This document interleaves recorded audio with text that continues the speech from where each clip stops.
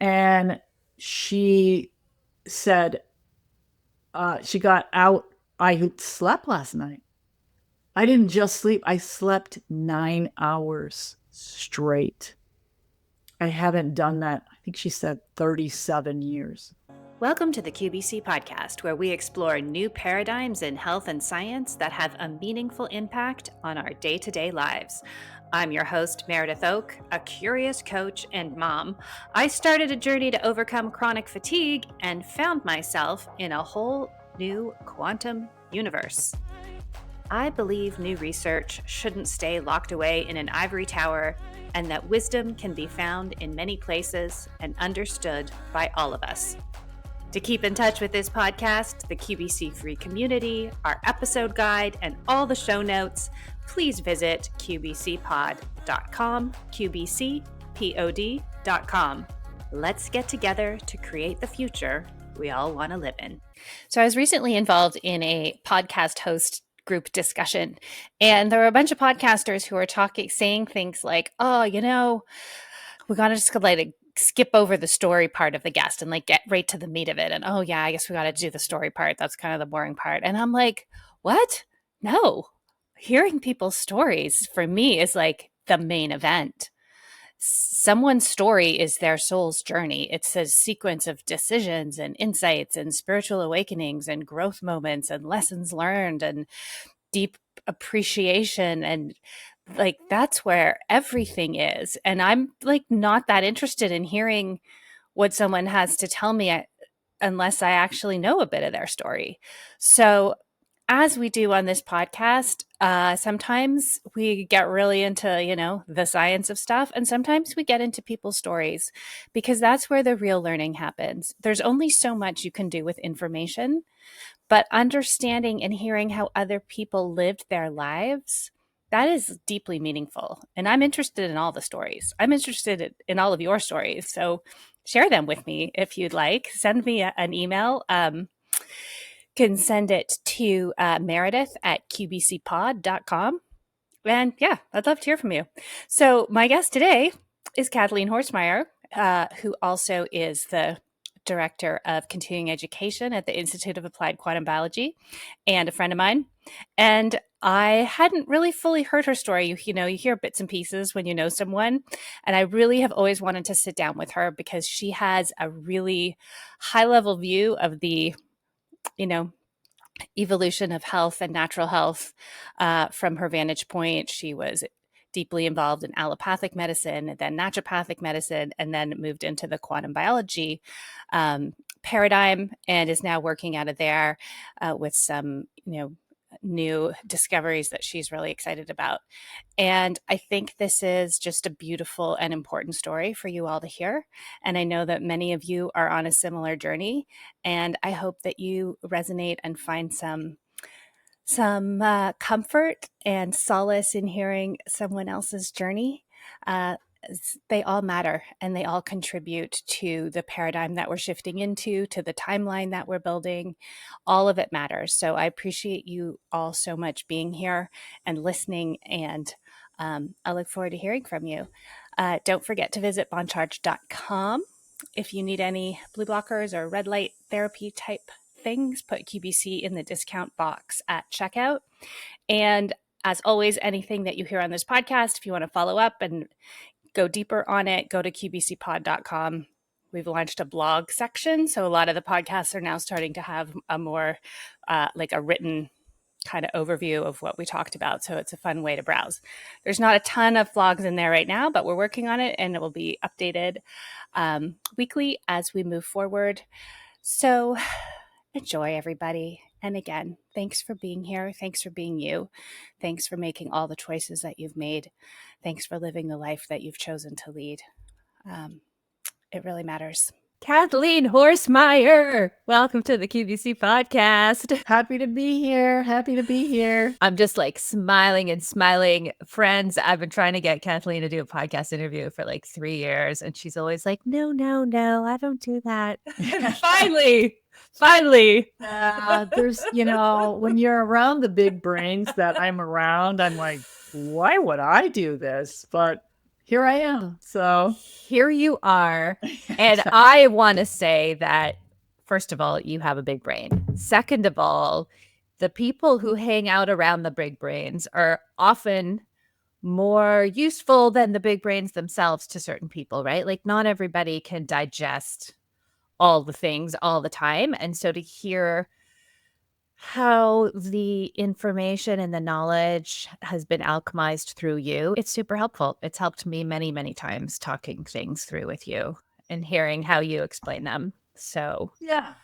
let's go.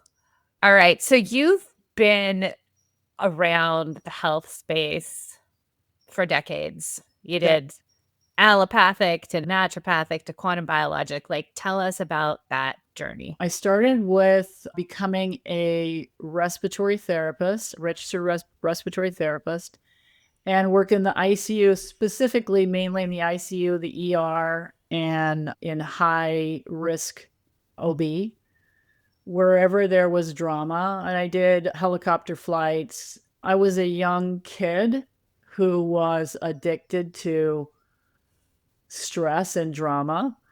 And so wherever I could find that, that's where I was. So does that mean if there was a crisis that involved someone having difficulty breathing, you would be brought in? Is that what that means? Yeah, I did the tubing or putting the intubation tubes in them and was responsible for their respiratory care. And when high risk births came out, I got handed the baby straight away to take care of them and get them on a ventilator, and flew people with accidents and, every kind of trauma imaginable to a trauma center. And so, yeah, I was addicted to the adrenaline trauma. Also, when I had gone to school for that, there was another thing that you could do, which was cardiac ultrasound, which is really what I wanted to do, but you had to do your clinicals far away. And I had a young son at the time, so that wasn't an option. But I ended up befriending the instructors, and they let me kind of go through the program unofficially. And then one of the cardiologists that I worked with as a respiratory therapist, he got interested in that. And I was like, I've always wanted to do that. So away we went, and we started doing that and started doing ultrasound and of everything. At that time, it was kind of the Wild West. There wasn't a lot there was protocols for cardiac, but there wasn't a lot for vascular, the rest of the arteries and veins. So I'd gone to meetings, and, as my life has been, just like one huge blessing after another. Turned out I met, and didn't know it at the time, the head of the University of Washington's vascular surgery program. And he was, in fact, the head guy that was researching diagnostic criteria for the entire world on how to use ultrasound in a diagnostic way for vascular veins, arteries, everywhere in the body. And he ended up asking me if I wanted to come be part of that, which was, a miracle. That's incredible. So you were part of the team that was really pioneering this technology to be used in this way. Yes. Okay. We didn't even really have a university curriculum set up. So I was sort of their guinea pig, and I was the baby of the group. Everybody was in their 40s, 50s, some people in their 60s, and I was in my 20s. So I was the guinea pig and got to do research and take different courses. So we figured out what would be proficient for a person to do what we were creating, how to get a degree in it. Also in that circle was, like, the other big guy was Dr. Eugene Bernstein out of Scripps Research Clinic in La Jolla. And I went down there to a meeting and ended up not knowing again who this guy was that I started chatting with. He offered me to come down and work with them in their research clinic, and he was putting another piece of that puzzle together. So I had just this amazing gift to work with these two guys, and ended up coming out of that as really one of the top people in the country. And I was the baby of that. The rest of the people were, like I said, in their 40s and 50s. And so from that, then I went on to run a very large diagnostic cardiology and vascular diagnostics in Indiana, where I was living at the time. And I trained surgeons and cardiologists from all over the world in how to do that. And then I was also a physician extender for that group and read their studies as well. So I was deeply entrenched in the allopathic world and loved it. I did. And then I had my second child way later than my first, and I delivered him when I was 40. And after that, shortly after that, and I've always been like extremely healthy, like a health nut and exercise fanatic. And when I had him, I noticed I was tired. I was so tired. I started losing my hair. Ended up going and finding out I had hypothyroid. I'd never been on the other end of the stick. Right. You were always the person called in an emergency. You were the person training the doctors. Yeah. Let me tell you what to do. But while somebody was telling me what to do and that there was something wrong with me. And that was a real eye opener. And it didn't really work. And my doctor just kept adding medicine and it wasn't really working. So you were just at like your family doctor, your GP. Yes. Who I didn't have, I went and got because I didn't have a doctor. I didn't need a doctor. Because you were always healthy. Right. And so with that, I started doing my own investigation because it didn't seem like they really knew. And I started researching, of course, and it seemed like, well, okay, so why do you have hypothyroid? And why does this medicine not work or work sometimes or a little bit? So it started me down a path, and that just kept going. And I ended up reading Dr. Blaylock's book on toxic brains and learning about MSG and all the things. I ended up going through my cupboards, and I took basically everything out of it because almost everything that's packaged had it in it. So I put it out on my table and I told my friends and family that came over, I'm getting rid of this stuff. If you want it, take it. But this is why I'm not going to use it. They all thought, of course, I was crazy. And that just kept going. Like one thing led to the other. It's yes. Like, okay, if MSG in my brain has an effect, oh, what about this? Oh, what about this? Yeah. Okay.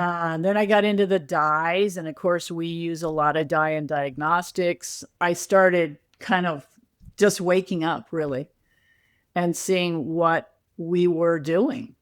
And for the most part, or really probably nearly 100%, is you're trained.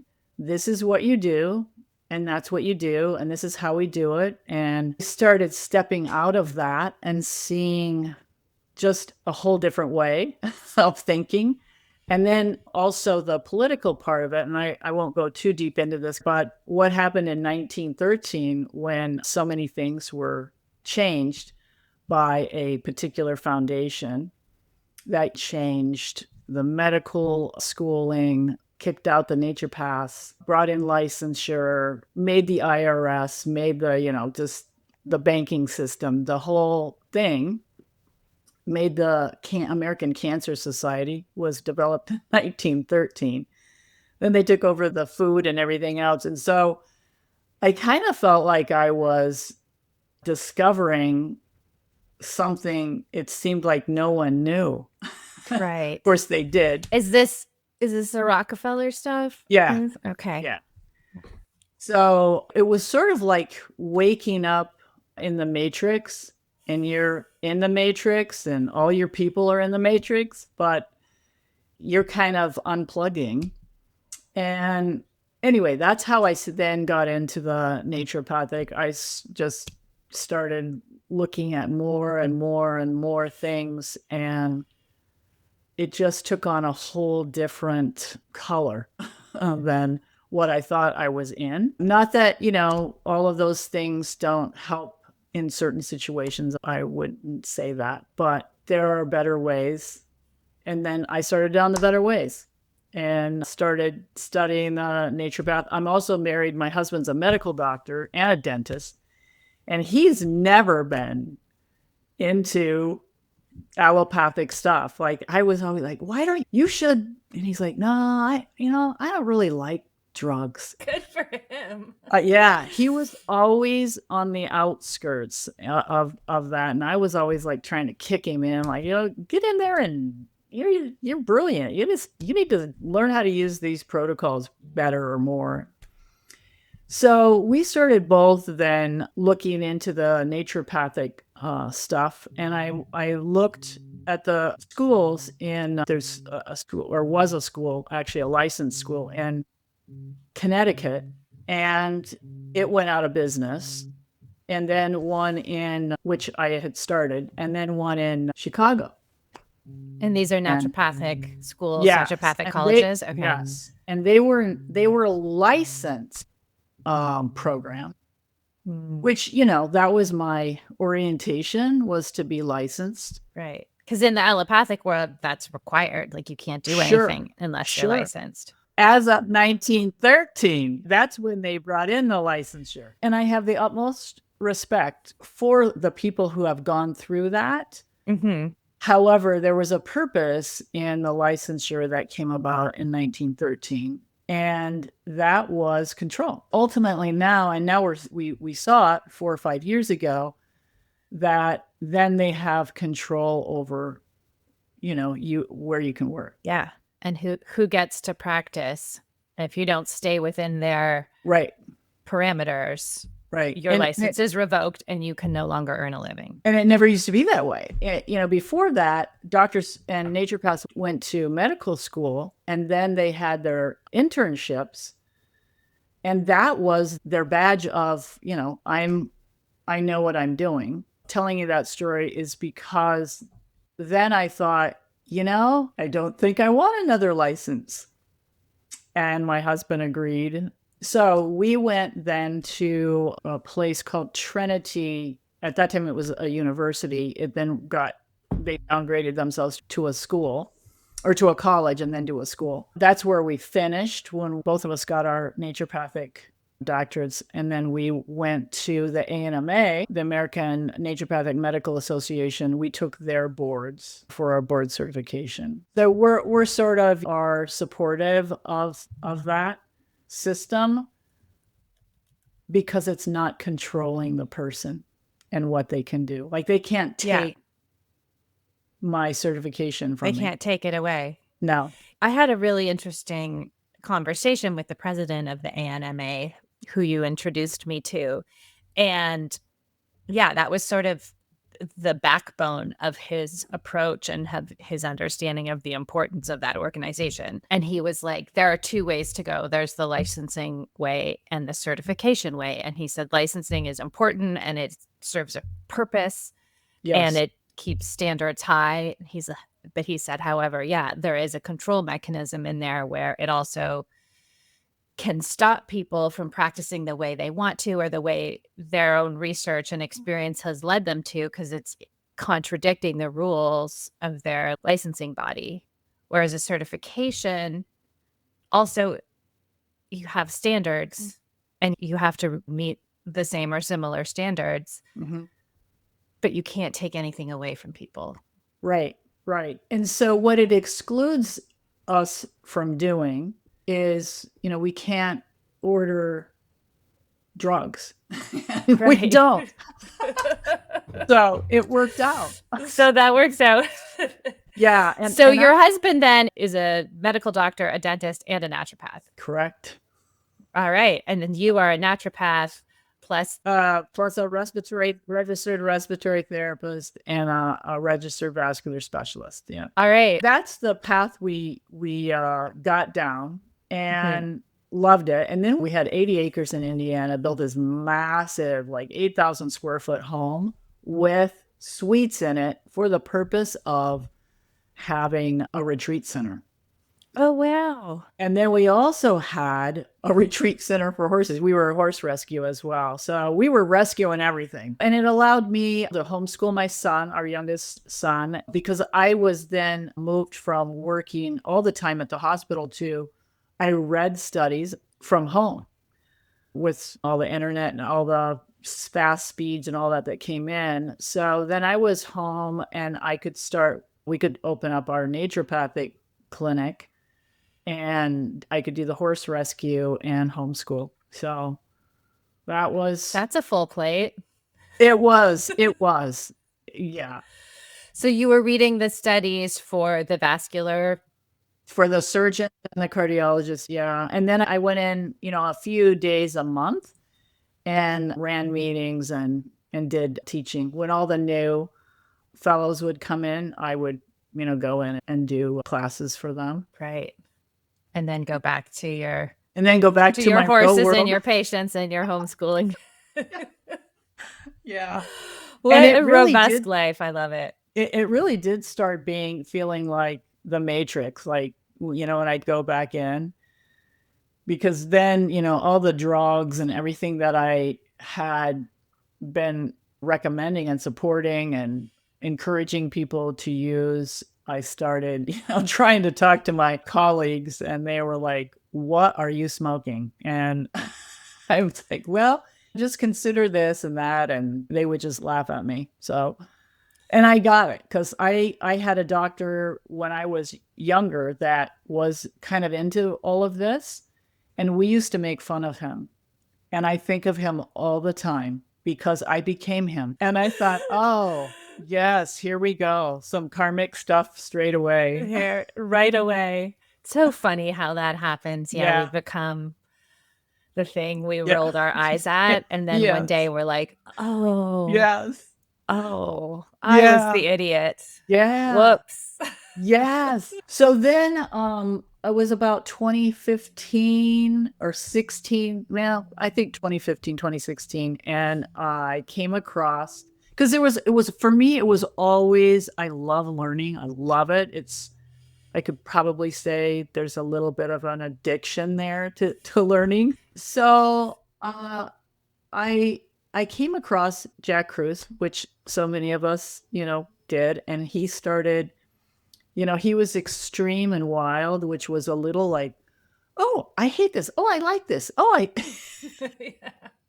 it was jarring, was in full time with that group and looked at all of this stuff. And it was just mind blowing for me. I was just, oh my gosh, this really is the missing piece. But I couldn't really grab it all the way. It was sort of like it was just like that, that far from me. And I couldn't really grab hold of it. And then along came Meredith Oak and the Institute of Applied Quantum Biology. And I had, become a member of your Quantum TV and then heard of your program. And by then we had sold our place in Indiana and moved back to where I'm from in Coeur d'Alene, Idaho. And I just helped my best friend pass. She had cancer and had come back for her. And so I was like, well, what's my next chapter? And I was going to volunteer at it's called Heart of Hope here in town. And it's an alternative medical community that they were caring for people in 2020 and 2021 that didn't want to go to the hospitals. And then I signed up and had a call with you. And you told me what the Institute was about. And I was like, yeah, I got to do that. So I did, like literally when I got off the phone, ka-ching with the credit card and started the program. I didn't even know there was a cohort. I just started it. And I started it on Friday night. I'm not sure how long I slept, but it wasn't long that weekend. And I went through, this is embarrassing, but it's true. I went through the whole program that weekend. Like, wow. I couldn't stop. I'm laying on my office floor and I'm, laying outside or I'm in the car, but I couldn't stop it. And then I actually went through with the cohort. And then in one of your coaching sessions, you said, just write these things down. And I was thinking, well, I'm not going to do this. This is silly.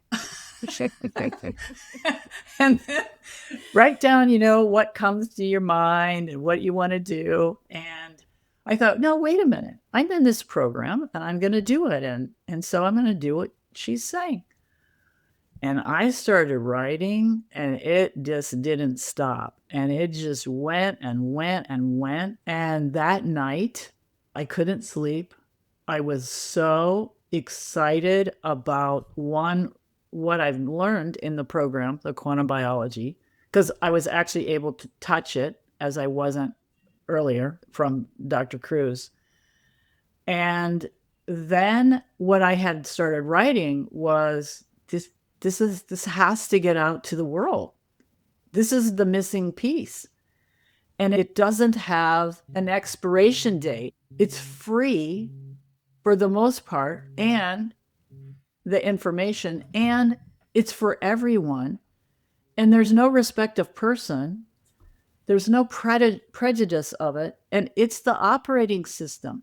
And all these other things we've been laying on there, allopathic, naturopathic, supplements, whatever that your gig is, we've missed the operating system that those things should be laying on top of. So I reached out to you and I was like, I think this has got to get in the schools. What do you think of this? And you're like, and you were so kind. Like, yeah, that's great. I said, I think I've got to get this into all the naturopathic schools. You were very encouraging. And then I said, I really want to help. I want to do this and be involved in it. And you were also kind again. And I started helping with getting the school accredited and the certification and all of that. And it's just been such a life-changing thing for me. You're like the doctors I met in the research that I didn't know. Yes, this is a thread through your life. You are your beautiful self, warm and engaging, and everyone's like, oh, I would like to work with you.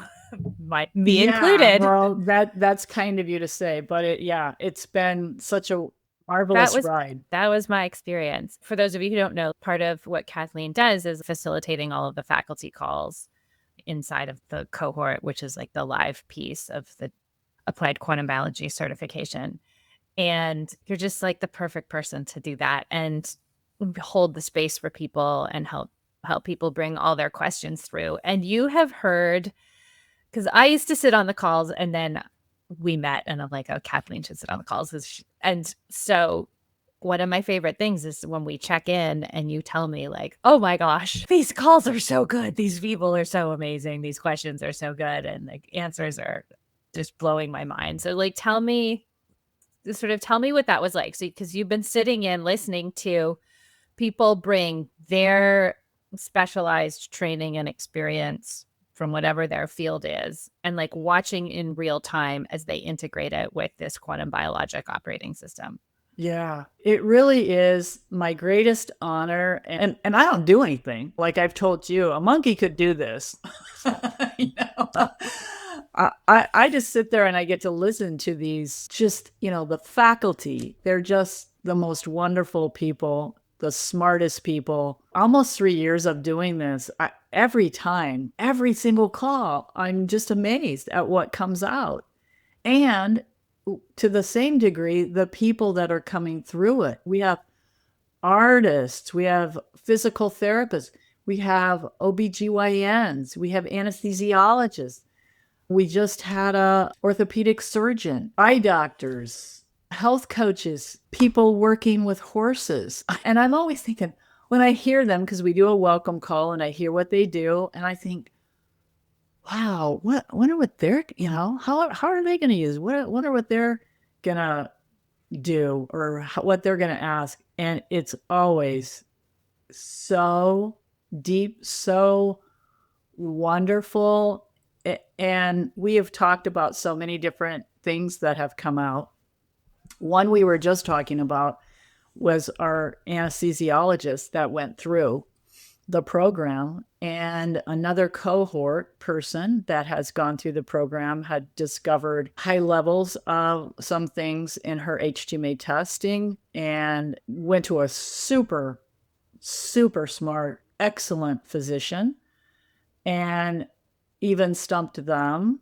But through what our anesthesiologist who went through this program and then discovered in being an anesthesiologist and what that does, it answered the question for this person, not to get into the details of it. But that's just one of so many things. Another person in particular, her husband has had a stroke, and it was in a nursing home, long-term care. And she was a practitioner and committed to doing everything she could.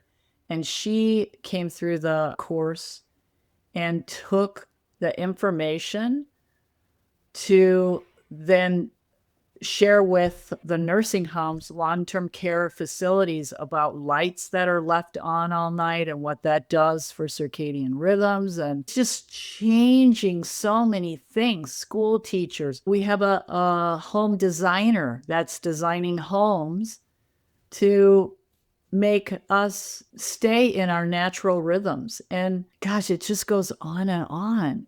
It's so amazing.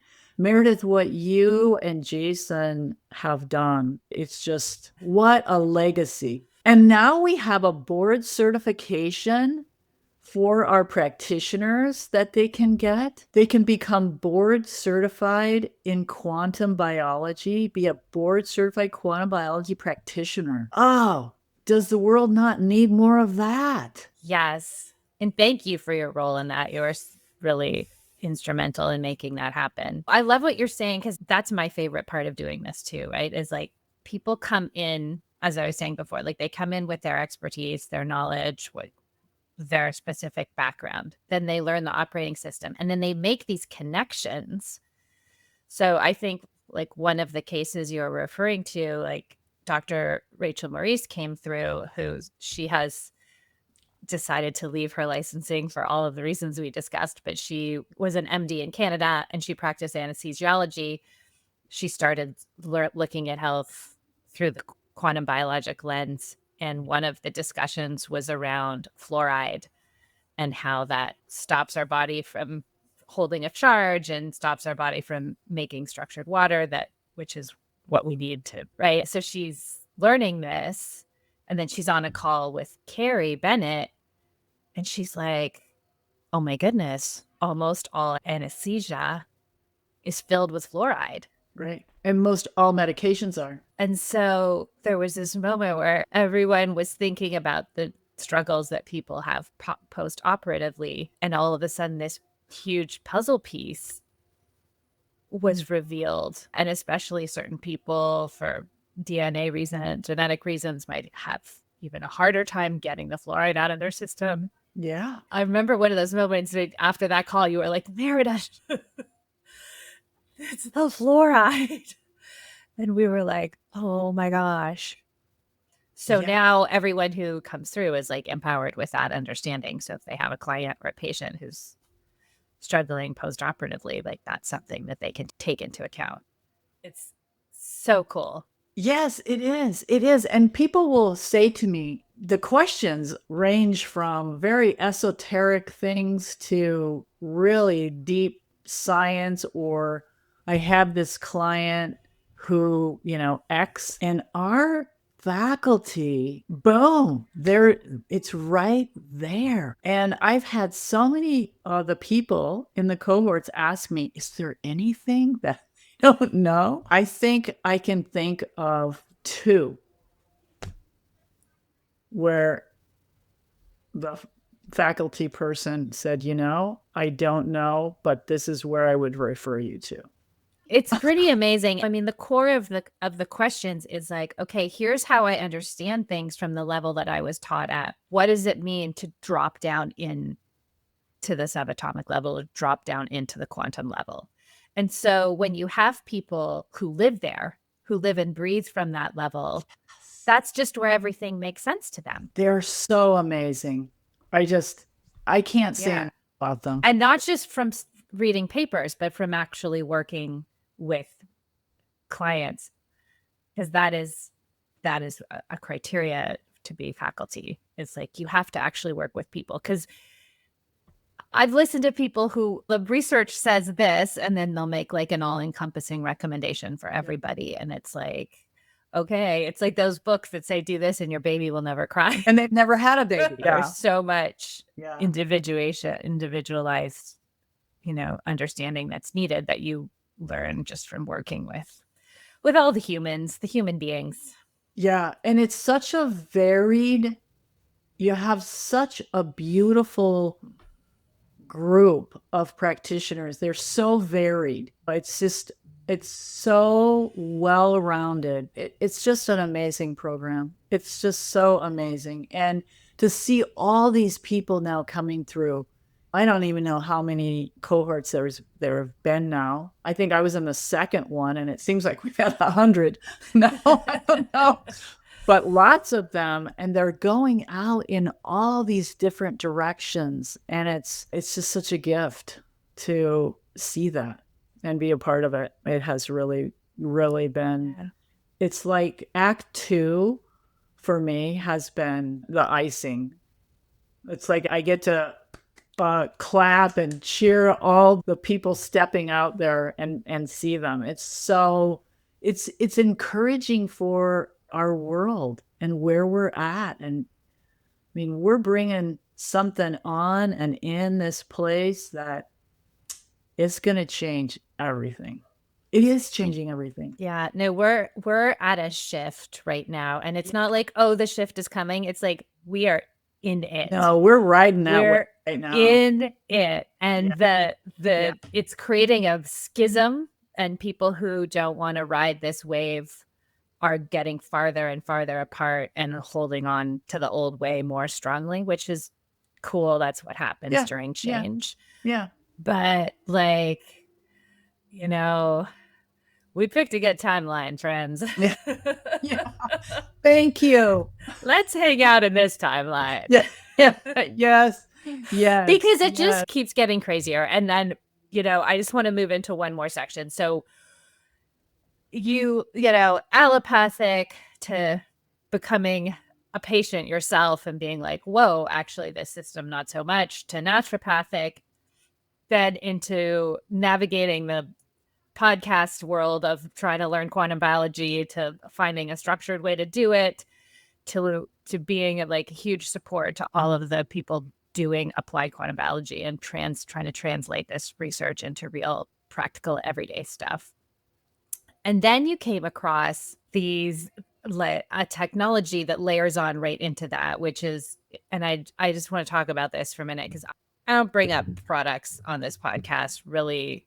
I mean, if someone is excited about something, we'll talk about it, but it's not really, I don't really do it that much. Yeah. But I want to talk about the LifeWave patches, because I've been using them for like a year and a half now. And they're I've never seen you so excited about anything except quantum biology as you were about these things. I'm like, okay. It's true. Just explain to me how they, for the audience, explain how they work. It's not a supplement. It's not a medication. It's a little patch. Okay. This is called a LifeWave patch. Mm-hmm. Like a little Band-Aid. You just peel this off, and you can stick it on certain parts of your body. And the infrared light from our body goes up from our skin and hits this circle. The outer part here is an adhesive, but it hits this, which is organic crystals, amino acids, salt, sugars, and oxygen. And what happens is when our infrared light goes up and hits that center, two things occur. One is our own infrared light is reflected back from those crystals, reflected back into our body, and we become our own infrared light device. That is mind blowing. I've got, see I got a big light back here, and you can, that's only like a little piece of it. And I've got lights everywhere. I've got all sorts of lights. Love them. They're amazing, an amazing tool as we navigate our way out of living inside all the time. But these patches, we become our own infrared device. And you say, well, but yeah, this is that big and that's that big. And if you know anything about homeopathy, that's the body. And also in quantum biology, what we learn is the body, the mitochondria are set up and tuned to whispers, very small frequencies. This patch sends a very small amount of infrared light back, like it's in the picowatt. It's like minuscule. It becomes like homeopathic infrared light device. Because it's such a tiny amount. Because it's so tiny. And our body responds to tiny way better than it does. It's like you respond to quantum. Right. We respond to whispers, like when your mom would whisper to you, there's your mom soothing you, as opposed to screaming at you. We get the message, but we love the whispering, that gentle whisper. We loved that. Our body responds to that. So our body, what I've seen, responds to that really small amount of infrared light even more than my really big lights. And I love my really big lights and I still use them. But the second thing that it does is there's different LifeWave patches, and they have a frequency in them that also, when that infrared light or heat comes up to that center, there's a modulated frequency that comes back pertaining to the particular patch that sends another light signal into the body to, make a particular peptide or an amino acid to increase it. For instance, like the X39, it has a signal to tell our body to make more of a peptide called GHK copper peptide. And that in turn can and does increase that peptide, which can and does increase our pluripotent stem cells to then go and do what stem cells do, which is repair things. So when I came across this years ago, actually, in my early journeys in naturopathy, and actually used the patches in our clinic in 2009, 10, 11, and 12. In fact, I have I came across this. This is cool. So here's a one from, see how it says homeopathic. Oh yeah, because now it says those little packages say phototherapy. We didn't have that language, or they didn't have that language in 2009. Wasn't a thing, right? It wasn't a thing. So it really is homeopathic phototherapy, in my opinion. And it, as Jim Laird says, small hinges swing big doors. It's a very small hinge that swings very big doors. And my husband and I have laughed about, between the two of us, we have nearly 30 years of training and schooling. And we've seen more needles moved with this stuff than all of the other things we've done all these years. So we said, gosh, we probably should have just gone and done whatever we wanted to do and waited for LifeWave to go and not wasted all that brain time and money, and just kidding. But yeah, so I'm like crazy about promoting that. My first passion is about light, in general, this circadian rhythm, that must get out to the world. Yeah. It must. That is the operating system. That is what operates this. That light story operates that. You know, there were so many things, and I know you've heard this before, Meredith, but your listeners haven't, is I had patients that, you know, I would share with them, you know, I want you to do this, this, this, and this. And they're like, oh yeah, no, I can't do that. Yeah, I'm not I going to change my can't, diet. or I can't get up earlier, and I can't go to this, and I can't go to bed, and I can't sleep, and you want me to do that? Yeah. Well, and I remember this case study. It was because it was so good. You were presenting these case studies, and because so many of the people in our world, right? Like we're health focused, so we do the things. So you're presenting case studies, and you're like, here are all the things that this person did. You know, they did circadian rhythms, they did supplements, they did this, and then they added a patch, and this happened. But then you had this one case study, and you had it broken down like by what people's like bedtime routines were.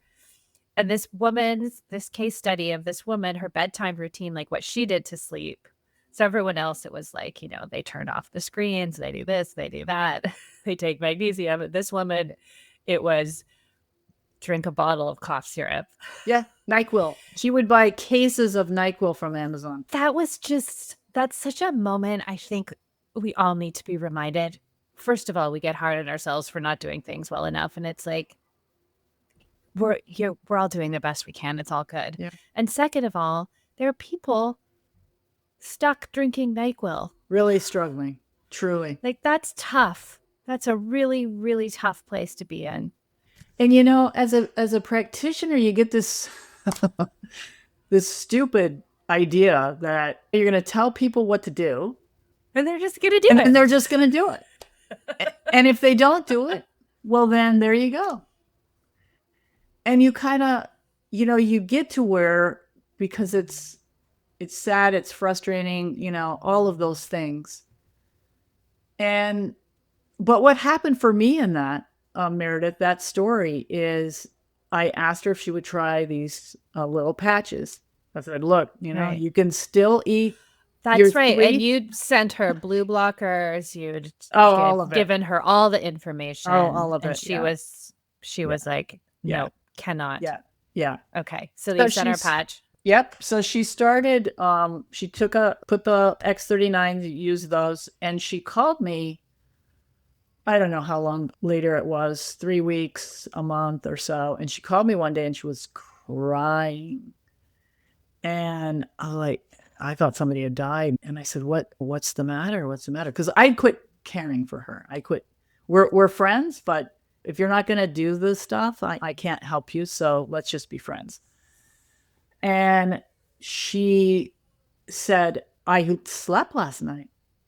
I didn't just sleep. I slept 9 hours straight.